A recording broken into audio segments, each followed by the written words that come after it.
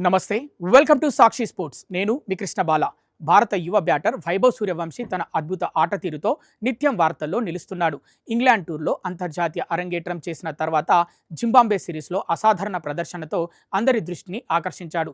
ప్రస్తుతం రాబోయే దేశవాళీ క్రికెట్ సీజన్ కోసం తీవ్రంగా శ్రమిస్తున్నాడు.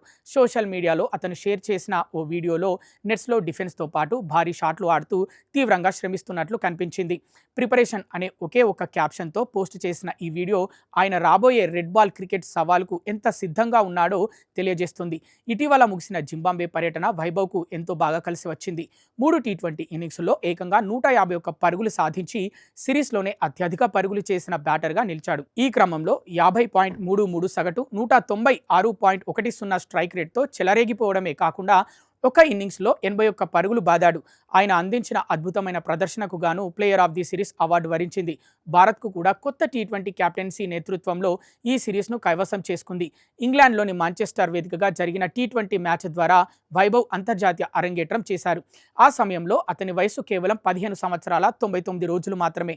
దీని ద్వారా భారత్ తరఫున అత్యంత పిన్న వయసులో అంతర్జాతీయ క్రికెట్ ఆడిన ఆటగాడిగా సరికొత్త చరిత్ర సృష్టించాడు. ఇప్పటి వరకు ఆడిన 6 టీ20 మ్యాచ్ల్లో 189.21 స్ట్రైక్ రేట్తో 193 పరుగులు సాధించడమే కాక అందులో 2 హాఫ్ సెంచరీలు కూడా ఉండటం విశేషం. వేగంగా దూసుకుపోతున్న వైభవ్ కెరీర్లో మరో మైలురాయి చేరింది. రాబోయే దులీప్ ట్రోఫీ కోసం ఈస్ట్ జోన్ సెలెక్టర్లు ఇషాన్ కిషన్ను కెప్టెన్గా ఎంపిక చేయగా వైభవ్ సూర్యవంశీకి వైస్ కెప్టెన్ బాధ్యతలను అప్పగించారు. దులీప్ ట్రోఫీ ఆగస్టు 23 నుంచి ప్రారంభం కానుండగా ఈస్ట్ జోన్ తమ తొలి మ్యాచ్ను నార్త్ ఈస్ట్ జోన్తో ఆడనుంది. పరిమిత ఓవర్ల క్రికెట్లో దుమ్ము రేపిన వైభవ్ సుదీర్ఘ ఫార్మాట్ అయిన రెడ్ బాల్ క్రికెట్లో కూడా అదే స్థాయి ప్రదర్శనతో ఆకట్టుకుంటారని ఆశిస్తున్నారు.